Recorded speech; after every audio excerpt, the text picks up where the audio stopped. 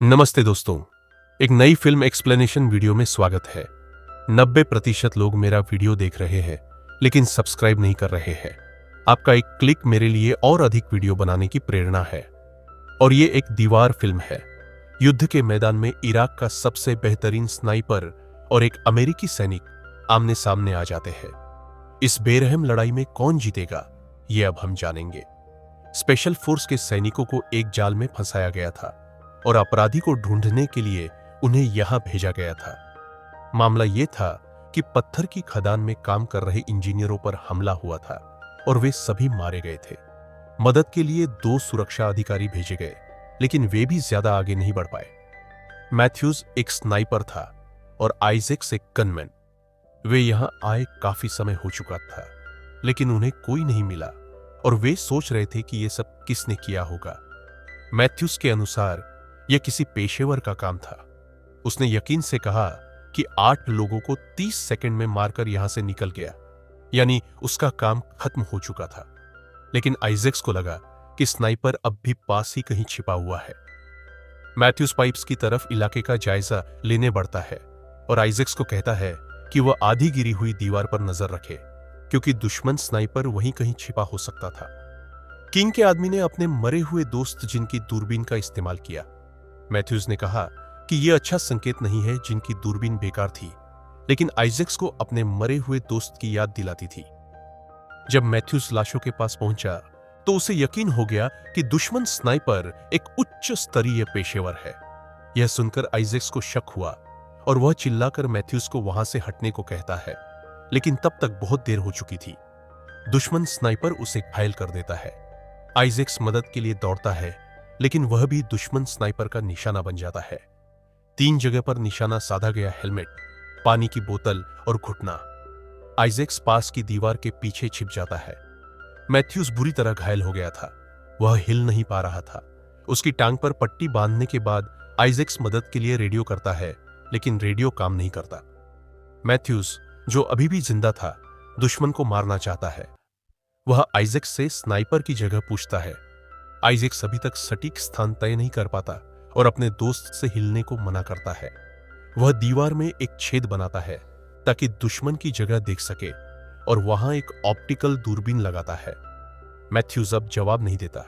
Isaac's सोचता है कि शायद वह मर गया है या बेहोश है। फिर वह अपनी टांग से गोली निकालता है और पाता है कि वह नेटो की गोली है। इसका मतलब था कि स्नाइपर ने नाटो से ट्रेनिंग ली थी और अब दुश्मन के लिए काम कर रहा था। कुछ समय के लिए वह बेहोश हो जाता है। जब होश आता है तो वह रेडियो की आवाज सुनता है। आइजैक्स बताता है कि वे घायल हो गए हैं और तुरंत मदद चाहिए। रेडियो ऑपरेटर रैंक, लोकेशन और हेलीकॉप्टर कोड पूछता है और फ्लेयर सिग्नल रॉकेट दागने के लिए कहता है। आइजैक्स कहता है कि उसके पास केवल एक पिस्तौल है। ऑपरेटर कहता है कि उसे खड़े होकर हवा में गोली चलानी होगी। उसे विश्वास नहीं होता। क्या सच में स्नाइपर, जो कान देखकर भी मार सकता है, वो हमें निशाना बना देगा? तभी उसे एहसास होता है कि रेडियो पर जो उससे बात कर रहा है उसका लहजा विदेशी है, वह अमेरिकी नहीं है। आइजैक्स समझ जाता है कि वह उसी इराकी स्नाइपर से बात कर रहा है। ओह, अब समझ आया। माफ करना, यह गलती थी। स्नाइपर भी इसे स्वीकार करता है। स्नाइपर आइजैक्स को और बेहतर जानना चाहता है और उससे उसकी जानकारी मांगता है। वह कहता है अगर आइजैक्स चुप रहा तो वह मैथ्यूज को इस कदर मार देगा कि उसके अपने भी उसे पहचान नहीं पाएंगे। दोनों के बीच बातचीत शुरू होती है। इस दौरान आइजैक्स रेत पर नक्शा बनाकर स्नाइपर की जगह तय करने की कोशिश करता है। वह निष्कर्ष निकालता है कि स्नाइपर यहां से आधा किलोमीटर दूर है। आइजैक्स सभी संभावित स्थानों की जांच करता है और बातचीत जारी रखता है। पता चलता है कि वह स्नाइपर पहले एक आम आदमी था। जब अमेरिकी सेना उनके देश में घुसी तो वह लड़ने लगा और समय के साथ एक मास्टर स्नाइपर बन गया। फिर आइजैक्स धीरे धीरे दीवार के किनारे रेंगते हुए आगे बढ़ता है। आइजैक्स मारे गए सैनिकों में से एक को देखता है। उसके पास वॉकी टॉकी, पानी और खाना होना चाहिए था, लेकिन चूंकि वह सैनिक खुले में था, आइजैक्स वहां जाने का फैसला नहीं करता। इराकी स्नाइपर आइजैक्स से उसके मरे हुए दोस्त के धर्म के बारे में पूछने लगता है। वह जानता था कि इजेक्स प्यास से तड़प रहा है। वह 3 गोलियां चलाता है, एक पानी की बोतल पर, एक वॉकी टॉकी पर और एक इजेक्स की टांग पर। स्नाइपर कहता है कि अब या तो वह प्यास से मरेगा या खून बहने से। इजेक्स गाली देता है। बातचीत के दौरान वह स्नाइपर की बंदूक और गोलियों के बारे में जानने की कोशिश करता है और अंत में स्नाइपर गलती से खुद को उजागर कर देता है। बातचीत के दौरान इजेक्स पृष्ठभूमि में धातु की आवाज और कौ की चीखें सुनता है। वह यह सब अपनी दूरबीन में दिखने वाली चीजों से मिलाता है और समझ जाता है कि स्नाइपर निर्माण स्थल के मलबे में छिपा है।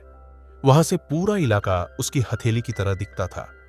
उसी समय स्नाइपर बताता है कि वह अब जिस स्कूल की दीवारों के पीछे लेटा है वह पहले एक सामान्य स्कूल था, जब तक कि अमेरिकी नहीं आए थे। वह खुद को दोषी नहीं मानता। उसके अनुसार इस युद्ध का जिम्मेदार अमेरिका है। कुछ समय बाद इजेक्स को एहसास होता है कि उसका दुश्मन कोई आम स्नाइपर नहीं बल्कि जुबा है। एक मौत का देवदूत कहते थे, क्योंकि उसने सैकड़ों अमेरिकी सैनिकों को मार डाला था। जुबा इजेक्स से पूछता है कि वह अब भी क्यों लड़ रहा है। इजेक्स बताता है कि वह धर्म के कारण घर नहीं लौट सकता। वे साथ बड़े हुए थे और अगर वह उसके बिना लौटता है तो लोग उसे उसके सबसे अच्छे दोस्त को बचा न पाने के लिए दोष देंगे। जुबा कहता है कि जब सब खत्म होगा तो वह उसका चेहरा बिगाड़ देगा, उसकी खाल उधेड़ेगा या कुछ और क्रूर करेगा। इजेक्स बहुत गुस्सा हो जाता है, लेकिन जुबा बस ठाके लगाता है। दुश्मन बहुत चालाक था, लेकिन इजेक्स उसकी लोकेशन का अंदाजा लगा लेता है और उसे मारने का फैसला करता है। वह अपने कपड़े और हेलमेट से एक नकली शरीर बनाता है और दीवार पर रख देता है। वह उम्मीद करता है कि स्नाइपर इस जाल में फंस जाएगा, लेकिन दुश्मन मूर्ख नहीं था। जुबा इजेक्स की कोशिशों पर हंसता है। तभी तेज हवा और रेत का तूफान दृश्यता को कम कर देता है। इजेक्स इस मौके का फायदा उठाकर एक सैनिक के पास पहुंचता है और उसका वॉकी टॉकी और बैग ले लेता है। हालांकि स्नाइपर उसे निशाने पर लेता है, लेकिन रेत की आंधी के कारण वह गोली नहीं चला पाता। असल में जुबा नहीं चाहता था कि उसका दुश्मन आसानी से मरे। इजेक्स दीवार के पीछे से मिला पानी आखिरी बूंद तक पी जाता है। फिर वह संचार की कोशिश करता है, लेकिन वॉकी टॉकी काम नहीं करता। जब इजेक्स मरे हुए सैनिक के पास जाता है तो देखता है कि उसकी टांग पर भी गोली लगी थी। वह समझ जाता है कि पहले वाला सैनिक भी जुबा से ही हार गया था। जुबा उसे एडगर एलन पो और रॉबर्ट फ्रॉस्ट की कविताएं पढ़कर सुनाता है, लेकिन इजेक्स सुन नहीं पाता। तभी संचार चैनल पर तीसरा व्यक्ति आ जाता है। इजेक्स पहले समझ नहीं पाता, लेकिन फिर महसूस करता है कि यह मैथियस है जो उसे संकेत देने की कोशिश कर रहा है। मैथियस अब भी जीवित था और स्नाइपर की बातों को सुन रहा था। इजेक्स मैथियस को बताता है कि दुश्मन मलबे में छिपा है। इजेक्स जुबा का ध्यान भटकाना शुरू करता है। जुबा बताता है कि वह बगदाद में अंग्रेजी सीखने और पढ़ाने आया था। अब वह उसी टूटे फूटे स्कूल में पढ़ा रहा है जहां इजेक्स छिपा है। इजेक्स अपने दोस्त को दुश्मन की स्थिति के बारे में बताता है और जुबा की बातों को सुनते हुए उसका ध्यान भटकाता है। जुबा कहता है कि उसने डीन की मौत के बाद बंदूक उठाना छोड़ दिया था। मैथियस एक छोटा आईना इस्तेमाल कर अपनी बंदूक ढूंढता है और जब उसे दिखती है तो धीरे धीरे उसकी ओर रेंगता है। वह स्नाइपर को मारने की योजना बनाता है। इजेक्स जुबा को व्यस्त रखता है। मैथियस पास आ जाता है। तेज रेत की आंधी उसे स्नाइपर की गोलियों से बचाती है। वह गोली चलाने ही वाला होता है। इजेक्स अपने दोस्त को सतर्क रहने को कहता है, लेकिन वॉकी टॉकी बंद करना भूल जाता है। जुबा को एहसास हो जाता है कि कुछ गड़बड़ है। वह मैथियस को देखता है और पीछे मुड़ जाता है। घायल स्नाइपर गोली चलाता है, लेकिन निशाना चूक जाता है। नशे में चूर जुबा गोलियां चलाता रहता है और इजेक्स की ओर रेंगता है, लेकिन दीवार तक पहुंचने से पहले ही वह मैथियस को गोली मार देता है और उसे मौत के घाट उतार देता है। इजेक्स घबरा जाता है, कहता है कि वह घर लौटना चाहता है। जुबा कहता है कि जब युद्ध खत्म होगा तब तक वह बहुत दूर जा चुका होगा।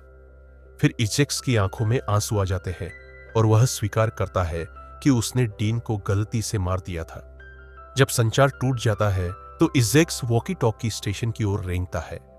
वह मरे हुए सैनिक के टुकड़ों से वॉकी टॉकी को ठीक करने की कोशिश करता है और मदद मांगता है, लेकिन उसी फ्रीक्वेंसी पर दुश्मन स्नाइपर जवाब देता है। वह खुद को इजेक्स के रूप में पेश करता है, जैसे वह कोई कप्तान हो।